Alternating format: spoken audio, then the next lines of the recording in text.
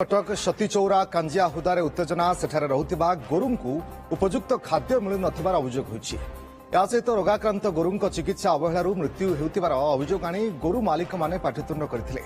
50 गोरु रहिबा जगारे 100 गोरु रखिबा सहित नाना अव्यवस्था नहीं तातिथिले लोके। परे घटनास्थल रे पुलिस एवं कटक मेयर पहुंची लोकंक सहित आलोचना करथिले। या सहित गोरुंकर चिकित्सा दायित्व रे थिबा अधिकारी को तागिद कराजिबो बोली प्रतिश्रुति देबा परे शांत पड़िथिला परिस्थिति। आज्ञा सबुदिन डेली नहीं जाऊँ प्रत्येक दिन गाई आसो 300 टका ता परदिन को रहीगले जदि आमर भी कम धंदा अच्छी आइला बेलू 450 टका ता परदिन 600 टका एमती दिन को दिन रेट बढ़ला।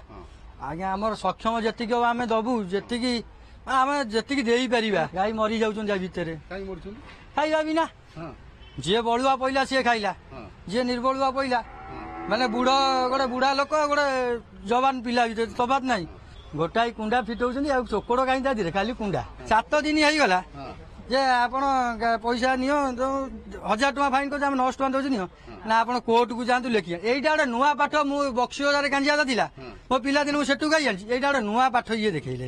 ଏ ଅସୁବିଧାଟା ଆମ ଦୃଷ୍ଟିଗୋଚର କରିକି ଆମେ ରାଜ୍ୟ ସରକାର ପାଖରେ ନୂଆ ପ୍ରୋଜେକ୍ଟ ଦେଇଛୁ। ବର୍ଷେ ହେଲା ଗୋଟେ ପ୍ରୋଜେକ୍ଟ ଆମେ ଆପ୍ରୁଭାଲ କରି ରେଡି କରିଥିଲୁ।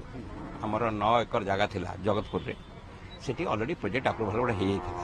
ସେ ଜାଗା ସଫିସିଏଣ୍ଟ ହେଉନି ବୋଲି ମୁଁ ସ୍ପଟ୍ ଭିଜିଟ୍ କରିଥିଲି କମିଶନର ଫମିଶନ ସମସ୍ତେ ନେଇକି ଯେ ବିଜୟ ଦାସ ସେତେବେଳେ କମିଶନର ବି ଥିଲେ ଆ ପୂର୍ବରୁ କରି ଗୋଟେ 25 ଏକର ଜାଗା ଟାଙ୍ଗି ପାଖରେ ପାହାଡ଼ ପାଖରେ 100 ଏକର ଜାଗା ଅଛି। ଆମେ 25 ଏକର ଜାଗା ପାଇଁ ଆପ୍ଲାଏ କରିଛୁ। ସରକାର ଅନୁମୋଦନ ଅପେକ୍ଷାରେ ଅଛି।